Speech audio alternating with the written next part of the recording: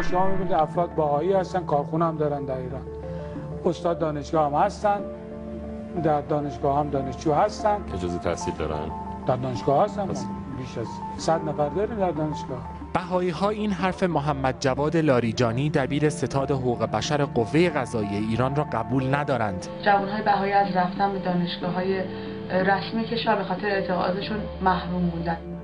آموزشگاه عالی آزاد، جایی که بهایی‌ها در آن این محدودیت را جبران کردند. دانشگاه زیرزمینی بهایی. انقلاب که شد به گفته بسیاری عرصه بر بهایی‌ها تنگ‌تر شد. آنها که از پیش از روی کار آمدن حکومت اسلامی اجازه بروز دیانت خود را نداشتند، حالا با یک مشکل بزرگتر روبرو بودند. حکومت انقلابی با آنکه میگفت حقوق شهروندی بهایی‌ها را قبول دارد، اما آنها را از بعضی از فعالیت‌های اجتماعیشان هم باز می‌داشت، از جمله حق ورود به دانشگاه‌های کشور. در اول انقلاب اسم تمام بهایی‌ها رو داشتن و بعداً که دانشجوها می‌خواستن وارد دانشگاه بشن یه سری رو اخراج کردن برای اینکه می‌دونستن اینا بهایی هستن. ولی بعداً که دانشگاه‌ها باز شد و دانشجوها می‌خواستن وارد دانشگاه بشن، در فرم ورود به دانشگاه یه ستون مذهب گذاشتن. می‌دونید که بهایی‌ها هیچ وقت دینشون رو انکار نمی‌کنن. برای همین یا باید می‌نوشتن بهایی یا اون ستون رو خالی بذاشتن. اگر بنوشتن بهایی مورد قبول دانشگاه نیست و اگر که اون ستون رو خالی می‌ذاشتن به عنوان نقص پرونده اونها رو محروم می‌کردن و وارد دانشگاه نمی‌ذاشتن بشن.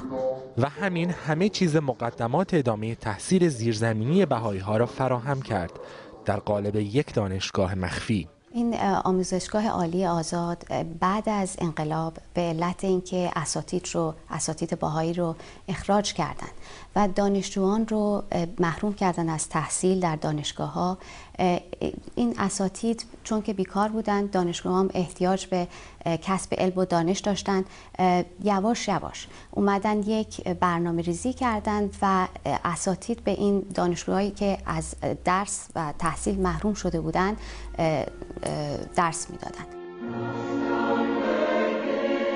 چند تصویر از کلاس‌های آموزشگاه عالی آزاد. کلاس‌های ابتدا مخفیانه در منازل بهایی‌ها و در تهران برگزار می‌شد. اما پیشرفت تکنولوژی ارتباطات راه را برای آموزش عالی بهایی‌های محروم از تحصیل بازتر کرد. کلاس‌های ما به دو صورت برگزار می‌شد، به صورت آنلاین و به صورت حضوری.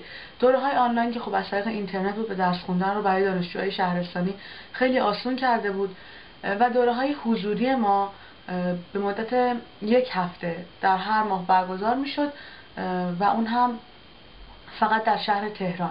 اما بهاییانی که در تهران زندگی می‌کردن مناظرشون رو در اختیار دانشگاه بهایی می‌گذاشتن بدون اینکه هزینه‌ای رو دریافت کنن. یک استاد دانشگاه بهایی از ایران در گفتگویی کتبی با ما میگوید این دانشگاه در 17 رشته و در مقاطع کارشناسی و کارشناسی ارشد کلاس برگزار می‌کند. این استاد دانشگاه بهایی می‌افزاید در این دانشگاه زیرزمینی دانشجوها مشتاق تحصیلند اما از آن مدرک رسمی دریافت نمی‌کنند. با این حال بسیاری از دانشگاه‌ها در خارج مدرک دانشگاه بهایی را قبول دارند. یکی از مراکز پلم شده بهاییت به کنار، دولت میگوید این مؤسسه آموزشی ارزش و اعتبار علمی ندارد، فاقد مجوز است و به این دلیل باید برچیده شود. وقتی که دانشجوها رو از تحصیل در دانشگاه محروم میکنن، اساتید رو اخراج کردن، دولت ایران چه انتظاری داره؟ برای اینکه به عقاید دیانت بهایی تاکید شدیدی هست برای کسب علم و دانش. وقتی که دانشجوها رو بیرون کردن، اونها باید چیکار بکنن؟ گروهی از جوانان بهایی که دوره‌های تبلیغ را فرا گرفته، اما نداشتن مجوز و معتبر نبودن این دانشگاه زیرزمینی از نظر علمی تنها دلیل جمهوری اسلامی برای مقابله با آن نیست. در کشور امام زمان به تبلیغ بهاییت تحت پوشش آموزش مفاهیم اخلاقی، آنها معتقدند این دانشگاه در پوشش آموزش قصد ترویج بهاییت را دارد، اما بهایی‌ها میگویند اصراری به برقراری یک دانشگاه زیرزمینی ندارند. دانشگاه بهایی برای جوانهای ما حق نیست، جبران محدودیته. حق ما استفاده از امکانات برابر با سایر دانشجوها هست. برای ورود به اینجا اما هنوز مذهب یکی از شروط است. علی همدانی، BBC.